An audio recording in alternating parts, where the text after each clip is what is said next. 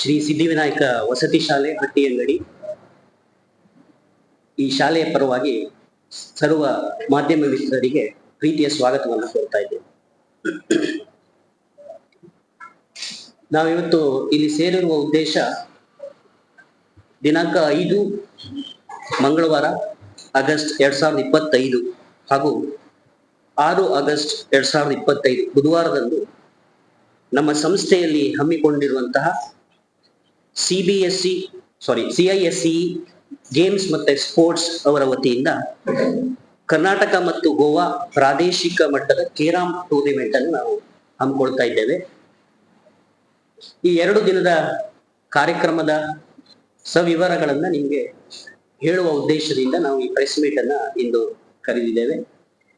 ಈ ಒಂದು ಪ್ರೆಸ್ ಮೀಟಿಗೆ ಆಗಮಿಸಿದ ಸರ್ವರನ್ನ ಸ್ವಾಗತಿಸುವಂತ ಜವಾಬ್ದಾರಿ ನನ್ನದು.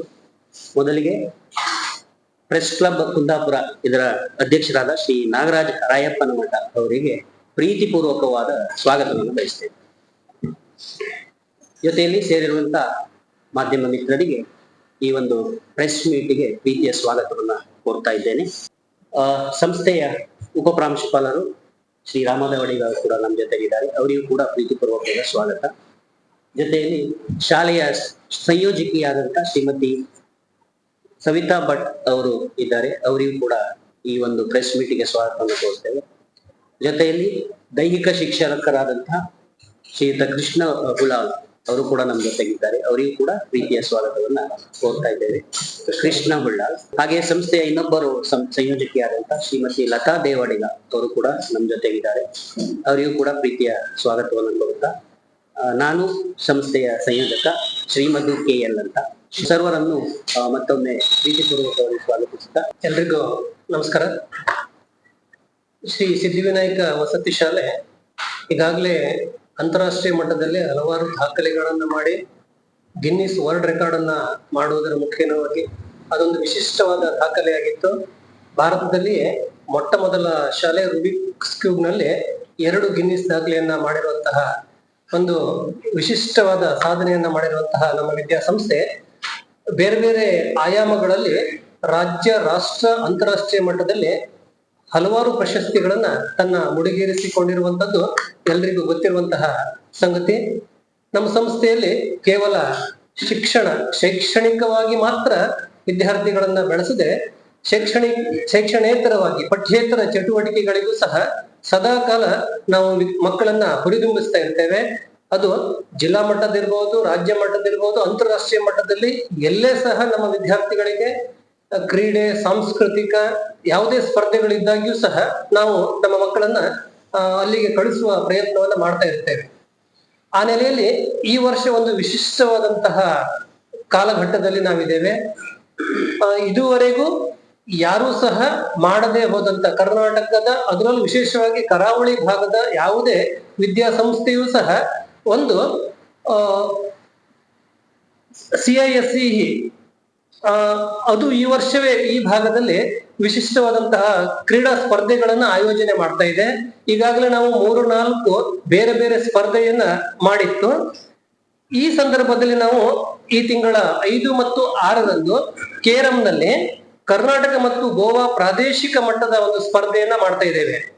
ಈ ಸ್ಪರ್ಧೆ ನಡೆಸುವುದು council for the Indian school certificate examination ಅಂತ ಒಂದು ಬೋರ್ಡ್ ಇದೆ, CISE ಅಂತ ಬೋರ್ಡ್. ಆ ಬೋರ್ಡ್ ನ ವತಿಯಿಂದ ನಡೀತಾ ಇದೆ. ನಮ್ಮ ಸಂಸ್ಥೆಯಲ್ಲಿ ನಾವು ಈ ಕಾರ್ಯಕ್ರಮವನ್ನ ಒಂದು ಉತ್ತಮವಾದ ರೀತಿಯಲ್ಲಿ ಮಾಡಬೇಕು, ಮಾದರಿ ವಿದ್ಯಾಸಂಸ್ಥೆ ಅಂತ ಬೇರೆಯವರಿಗೆ ಗೊತ್ತಾಗುವುದರ ಜೊತೆಯಲ್ಲಿ ನಾವು ಭಿನ್ನವಾಗಿ ಹೇಗೆ ಕ್ರೀಡಾ ಚಟುವಟಿಕೆಗಳನ್ನ ಆಯೋಜನೆ ಮಾಡಬೇಕು ಅನ್ನುವ ನೆಲೆಯಲ್ಲಿ ಈ ಪಂದ್ಯಾವಳಿಗಳನ್ನ ನಾವು ಆಯೋಜನೆ ಮಾಡ್ತಾ ಇದ್ದೇವೆ. ಈ ಪಂದ್ಯಾವಳಿಯನ್ನ, ಇದರ ಅಧ್ಯಕ್ಷತೆಯನ್ನ ಉದ್ಘಾಟನಾ ಸಮಾರಂಭದಲ್ಲಿ ಶ್ರೀ H. ಬಾಲಚಂದ್ರ ಭಟ್, ಟ್ರಸ್ಟಿಗಳು ಶ್ರೀ ಸಿದ್ಧಿವಿನಾಯಕ ದೇವಸ್ಥಾನ ಹಟ್ಟಿಯಂಗಡಿ ಹಾಗೂ ಉಪಾಧ್ಯಕ್ಷರು ಶ್ರೀ ಸಿದ್ಧಿ ಶೈಕ್ಷಣಿಕ ಪ್ರತಿಷ್ಠಾನ ಹಟ್ಟಿಯಂಗಡಿ ಇವರು ವಹಿಸಿಕೊಳ್ಳಲಿಕ್ಕಿದ್ದಾರೆ.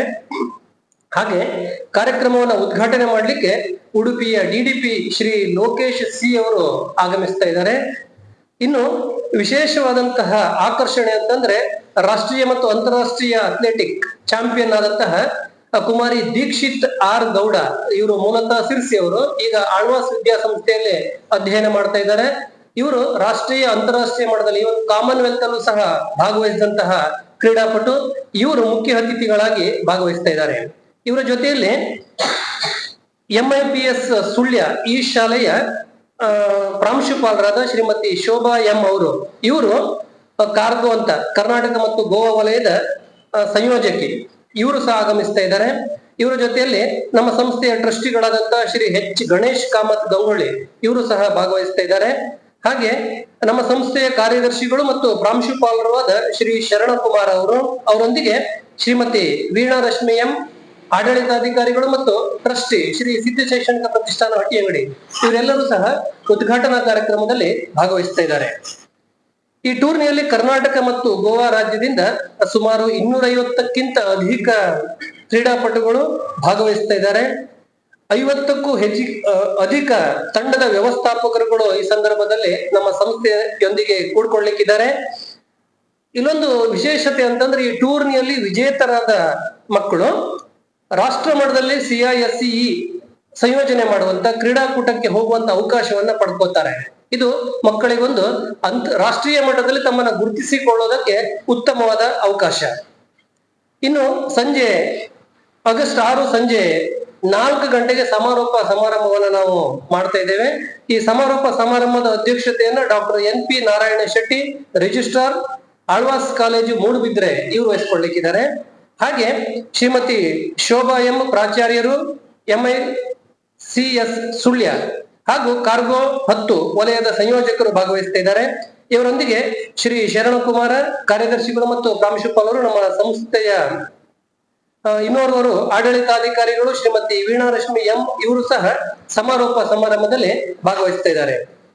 ಈ ಕ್ರೀಡಾಕೂಟವು ವಿದ್ಯಾರ್ಥಿಗಳಲ್ಲಿ ಸ್ಪರ್ಧಾತ್ಮಕವಾದಂತಹ ಚೈತನ್ಯ ಮೂಡಿಸುವುದರ ಜೊತೆಯಲ್ಲಿ ಶಿಸ್ತು, ಏಕತೆ, ರಾಷ್ಟ್ರೀಯ ಸಂಸ್ಕೃತಿಯನ್ನ ಬೆಳೆಸುವಂತಹ ಒಂದು ಅಪೂರ್ವವಾದ ಕಾರ್ಯಕ್ರಮವಾಗಿದೆ.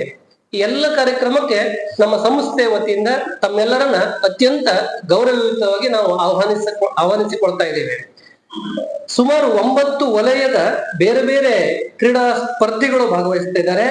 ಅಂಡರ್ 19 ಅಲ್ಲಿ, ಅಂಡರ್ 17 ಅಲ್ಲಿ ಮತ್ತು ಅಂಡರ್ 14 ಅಲ್ಲಿ ಅದು ವಿದ್ಯಾರ್ಥಿಗಳು ಈ ಕೇರಂ ಸ್ಪರ್ಧೆಗೆ ಭಾಗವಹಿಸ್ತಾ ಇದ್ದು, ಅವರೆಲ್ಲರಿಗೂ ಈಗಾಗಲೇ ನಾವು ಎಲ್ಲಾ ವ್ಯವಸ್ಥೆಗಳನ್ನ, ಅಂದ್ರೆ ಅವರು ಉಳಿದುಕೊಳ್ಳಿಕ್ಕೆ ಬೇಕಾದಂತಹ ವಸತಿ ವ್ಯವಸ್ಥೆ, ಊಟೋಪಚಾರದ ವ್ಯವಸ್ಥೆ ಮತ್ತು ವಾಹನದ ಸೌಕರ್ಯವನ್ನ ನಾವು ಮಕ್ಕಳಿಗೆ ಯಾವುದೇ ರೀತಿಯ ಹೆಚ್ಚಿನ ಹೊರೆಯಾಗದ ರೀತಿಯಲ್ಲಿ, ಅಂದ್ರೆ ಆರ್ಥಿಕವಾಗಿ ಎಲ್ಲವನ್ನ ನಮ್ಮ ಸಂಸ್ಥೆ ಭರಿಸುವಂತ ಪ್ರಯತ್ನ ಮಾಡ್ತಾ ಇದೆ. ಹೊರಗಡೆ ನಾವು ಹೋದ್ರೆ ಈಗಾಗಲೇ ನಮ್ಮ ಶಾಲೆಯ ಬೇರೆ ಬೇರೆ ಮಕ್ಕಳು ಬೇರೆ ಬೇರೆ ಸ್ಪರ್ಧೆಯಲ್ಲಿ ಭಾಗವಹಿಸ್ತಾ ಇದ್ದಾರೆ. ಅದಕ್ಕೆ ಬೇಕಾದಂತ ಎಲ್ಲ ಆರ್ಥಿಕವಾದಂತಹ ಎಲ್ಲ ವ್ಯವಸ್ಥೆ ನಾವು ಮಾಡ್ಕೋಬೇಕಾಗತ್ತೆ. ಬಟ್ ನಾವೇನ್ ಮಾಡ್ತಾ ಇದ್ದೇವೆ ಅಂತಂದ್ರೆ, ಬಂದಂತ ಎಲ್ಲರಿಗೂ ಸಹ ನಾವೇ ಎಲ್ಲ ರೀತಿಯ ಸೌಲಭ್ಯವನ್ನ ಮಾಡಿ, ಅಂದ್ರೆ ಒಂದು ಮಾದರಿಯ ಕ್ರೀಡಾ ಸ್ಪರ್ಧೆ ಆಗಬೇಕು ಅನ್ನುವ ನೆಲೆಯಲ್ಲಿ ಎಲ್ಲ ಕಾರ್ಯಕ್ರಮವನ್ನು ನಮ್ಮ ವಿದ್ಯಾಸಂಸ್ಥೆ ಜರುಗಿಸ್ತಾ ಇದೆ.